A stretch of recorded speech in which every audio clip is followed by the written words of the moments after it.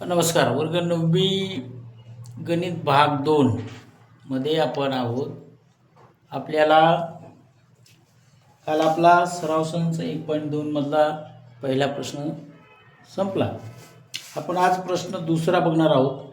ज्या प्रश्नामध्ये तुम्हाला दिले बिंदू एम हा रेख ए बीचा बिंदू आहे आणि ए बी बरोबर 8 तर ए एम काढा असा प्रश्न या ठिकाणी तुम्हाला विचारलेला आहे. आपल्याला या प्रश्नामध्ये ए बी दिलेला आहे, काढायचं काय ए एम. प्रश्न पहा, बिंदू एम हा रेख ए बीचा मध्यबिंदू आहे आणि त्याच्यावरून तुम्हाला विचारले ए बी दिलेला आहे 8 तर ए एम काढा. लक्ष द्या, ए बी किती दिला 8, काढायचं काय ए एम. बरोबर, एम काय तुम्हाला मध्यबिंदू. समजा इकडे लक्ष द्या, समजा ती जी समांतर रेषा आहे ती अशी, मी छोटीच काढतो. या ठिकाणी ए आणि या ठिकाणी बी आहे. मध्यबिंदू जो दिला ते तुम्हाला किती दिला एम, म्हणजे सॉरी कोणता दिला एम हा दिलेला. आपल्याला ए आणि बीचं पूर्ण अंतर याचं दिलेलं आहे तुम्हाला किती 8 सेंटीमीटर एवढं आपल्याला अंतर दिलेलं आहे. म्हणून आपण लिहू 8. विचारलाय ए एम विरुद्ध मधलं, म्हणजे त्याच्या मागच्या बाजूचं बिंदूचं तुम्हाला अंतर काढा असा या ठिकाणी प्रश्न दिलेला आहे. बरोबर, आता आपण इथं उत्तर लिहिताना लिहू, डायग्राम थोडीशी समजून घ्या. बरोबर, आणि लक्षात अशा प्रकारे आपल्याला ए एम काढायचं आहे. मग आता आपण लिहू इथं उत्तर लिहिताना त्याचं बिंदू यम. कोणता बिंदू आहे हा बिंदू यम, हा कोणता बिंदू आहे यम हा रेख ए बीचा मध्यबिंदू आहे. म्हणून लिहू आपण बिंदू यम हा रेख ए बीचा कोणता बिंदू आहे मध्य बिंदू आहे. आता याचं एक सूत्र आहे बघा, जसं आपण बिंदू काढले त्या प्रकारचे याचं एक सूत्र आहे आपल्याकडे दिलेलं. आता इथं बिंदू आला तुमचा ए, त्याच्यानंतर बिंदू यम, बिंदू बी. यम काय सांगितलं तुम्हाला की तो मध्यबिंदू आहे, हा मध्यबिंदू आहे, हे आपल्याला दिलेलं आहे आकृतीत आहे. मग आपण ए एम बरोबर एम बी, ए एम बरोबर एम बी असं पण घेऊ शकतो. ए एम बरोबर एम बी असं पण या ठिकाणी आपण घेऊ शकतो, कारण बिंदू येते आणि त्याचं माप काढण्यासाठी आपल्याला दिलेले. मग आपण काय करू, म्हणून लेंथ ए एम आपल्याला काढायचं.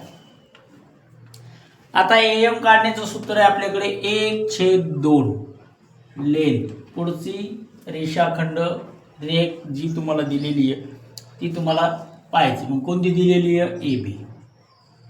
बरोबर, ए बी आपल्याला दिलेली. आपल्याला काढायचा आहे ए एम, म्हणून मग ए एम आपल्या जागेवर त्याला लेंथ लिहा. लेंथ म्हणजे एल बरोबर 1/2 गुणाकारामध्ये याचं माप किती दिले 8. वर गुणाकार करायचा, खाली भाग घालायचा.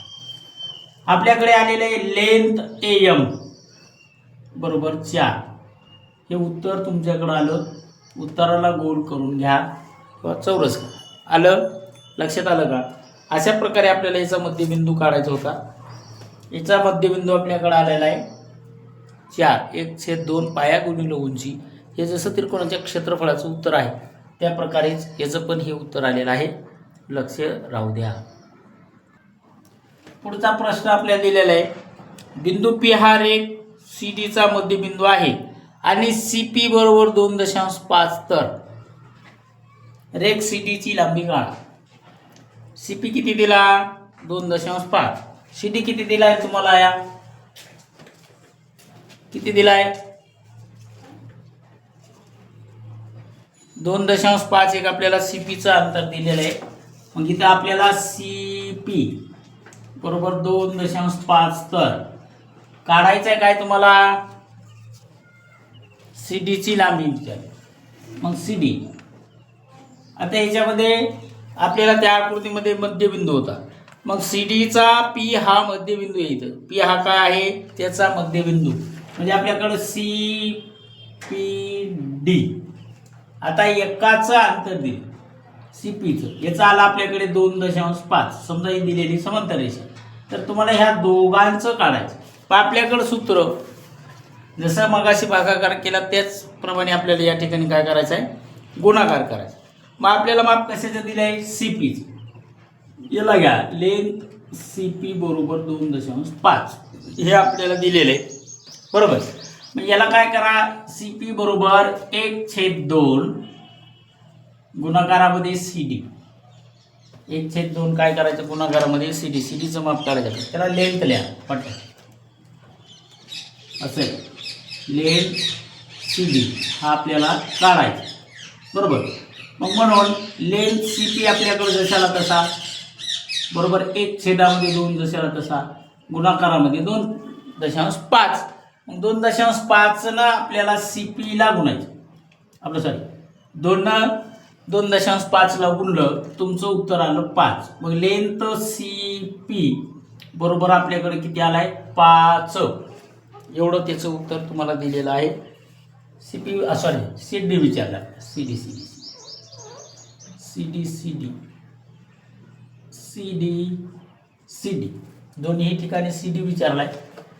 चुकून उच्चार सी पी हा झाला माझा. आपल्याला सी डीचं सी पी दिलेलं आहे. बरोबर. मग आपल्याला काढायचं काय होतं, सी डी. बरोबर. मग सी डीचंच माप काढायचं. म्हणून सी डी आपल्याकडे इथं गुणाकारामध्ये घेतला. इथं एकूण त्याचं माप आलं आपल्याकडे 2.5. असा हा प्रश्न तिसरा तुमच्याकडं झालेला आहे. प्रश्न चौथा एकच आपल्याला दिलेला आहे. 6 प्रश्न दिले 1.2 मध्ये. प्रश्न पहिला, दुसरा झाला, तिसरा झाला. चौथ्यामध्ये लहान मोठेपणा ठरवायचा आहे रेषाखंडाचा. तुमच्या सोपा प्रश्न आहे ते पण, त्याच्यामध्ये आपण ठरवून. प्रश्न चौथा, त्याच्यामध्ये तुम्हाला मापं दिलेली आहे. मापावरून तुम्हाला काय नाही करायचं, लहान मोठेपणा ठरवा असं सांगितले. ए बी दिलाय तुम्हाला 5. बरोबर. त्याच्यानंतर बीपी आपल्याकडे दिलेला आहे 2 सेंटीमीटर. तिसरा एपी जो आपल्याकडे दिला 3.4. प्रश्नामध्ये फक्त लहान मोठेपणा ठरवा एवढंच आपल्याला दिलेलं आहे. आता सगळ्याचे माप वेगवेगळे. हे 3.4 आहे, 2 आहे. ए बी आपल्याला 5 दिलेलं आहे. लहान मोठेपणा ठरवायचा आहे. रेषाखंड कोणता सगळ्यात मोठा आहे तुम्हाला ते दाखवायचं आहे. त्याच्यात काय नाही, काय दिले, लहान मोठेपणा ठरवा एवढं तुमच्या रेषाखंडामध्ये तुम्हाला दिलेलं आहे. मग आपण काय करू, सगळ्यात मोठा कोणता आहे, रेख ए बी. इथे लिहा, रेख ए बी हा कसा आहे बाबा, सर्वात मोठा रेषाखंड. हा सर्वात कसा आहे, मोठा रेषाखंड आहे. लहान मोठेपणा मी ठरवून देतो. आणि हा ज्याचं माप कमी आहे तो सर्वात लहान आहे. बीपी हा सर्वात कसा आहे, छोटा, सर्वात लहान रेषाखंड आहे. लहान मोठेपणा ठरवा. ए बी मोठा आहे, त्याच्यापेक्षा ए बी थोडासा छोटा आहे, आणि त्याच्यापेक्षा सगळ्यात लहान कोणता आला, बी पी. बरोबर. किंवा मग तुम्ही याला असं पण लिहू शकता, याला दुसऱ्या पद्धतीने तुम्हाला जर रेख असलं तर रेख सगळ्यात लहान कोणता आहे, बी पी. बरोबर. मग ह्या बीपी पेक्षा मोठा रेख कोणता आला, बीपी पेक्षा मोठा एपी. एपी.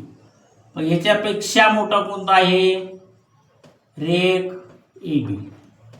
रेख ए बी. अशा प्रकारे पण लिहू शकतो. चौथ्या प्रश्नामध्ये एवढंच करायचं होतं.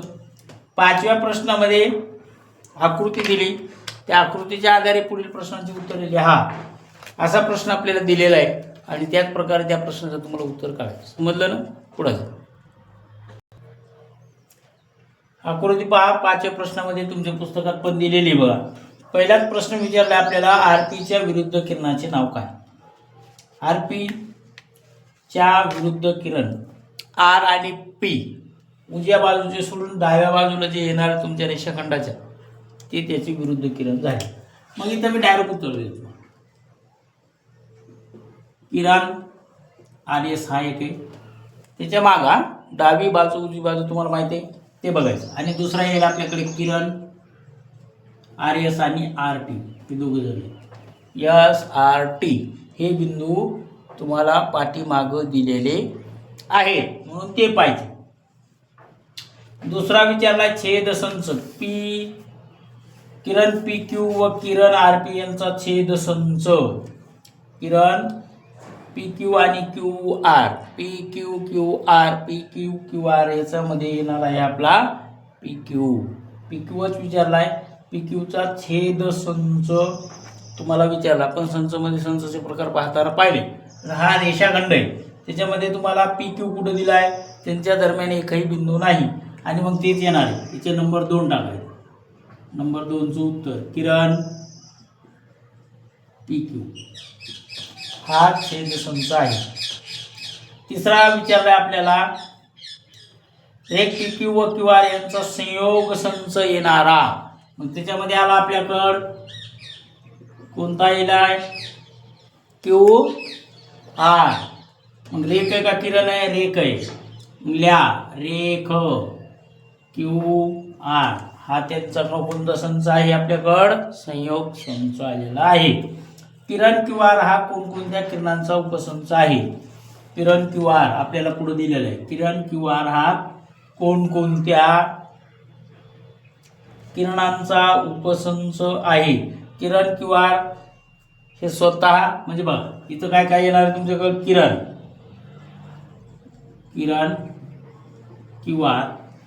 त्याच्यानंतर तुम्हाला आर क्यू पण लिहायचं आहे किंवा मध्ये आर करायला बरं किंवा तुम्ही पुन्हा म्हणता काय आर आलं आर क्यू हे एक झालं. त्याच्यानंतर एस क्यू आहे टी क्यू आहे क्यू एस आहे क्यू टी आहे हे तुम्हाला मी नावावर सांगितले. मी आता लिहितो आर टी लिहिला किरण आर एस इथं मी शॉर्टमध्ये लिहिलो किरण आर एस एक आहे. त्याच्यानंतर आर पी पण मी तुम्हाला सांगितलं होता म्हणून किरण आर पी पण आपल्याकडे आहे. आर पी हे पण दिलेलं आहे. तुम्ही त्याला एस क्यू घेऊ शकता किंवा क्यू एस पण घेऊ शकता, पण आपण काय करू क्यू एसच घेऊ. त्याच्यानंतर तुम्हाला क्यू टी दिलेलं आहे म्हणून किरण क्यू टी घ्या. इतक्या जणांचा तो आपल्याकडे उपसंच आलेला आहे. मग आता 5वा प्रश्न तुम्हाला आर मध्ये विचार. 5व्या प्रश्नामध्ये काय विचारले तुम्हाला आर हा आरंभबिंदू असलेल्या विरुद्ध किरणांची जोडी लिहा. आर हा आपल्याकडे काय दिला आहे आरंभ बिंदू असलेल्या विरुद्ध किरणांची जोडी लिहा. आरचा आरंभ बिंदू कोणता आहे आर क्यू किंवा किरण. याचं उत्तर बघा 5चं आर क्यू किंवा आर टी किंवा आर एस किंवा हे वर जे दिलेले तेवढ्याला तेवढे तुम्हाला त्याच्यामध्ये लिहिता येते. मी इथं शॉर्टमध्ये देतो एकदा किरण हे नाव तुम्ही पूर्ण टाका. किरण आर क्यू व दुसरा किरण आहे आपल्याकडे आर टी. मग हा आर एस येणार आर पी येणार आर क्यू येणार जे काय तुम्हाला दिलेले ते येणार. प्रश्न 6वा विचारला यस हा आरंभ बिंदू असलेले कोणतेही 2 किरण लिहा. यस हा आरंभ बिंदू असणारे कोणतेही 2 किरण लिहा. पहिला लिहा किरण यस आर व दुसरा किरण लिहा कोणता आला एस टी. यस टी इथं लिहा आपण यस टी. आता सगळ्यात शेवटचा प्रश्न तुम्हाला विचारला आहे त्याच्यामध्ये दिले आपल्याला किरण एस पी आणि किरण एस टीचा छेदसंच हा एकच आला बिंदू यस. अशा प्रकारे 5वा प्रश्न या सर्व संचमधला आपल्याला संपला आहे. पुन्हा 6व्यामध्ये आकृती दिली.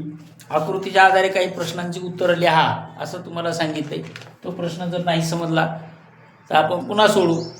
हे प्रश्न समजून घ्या. आलं लक्षात. धन्यवाद.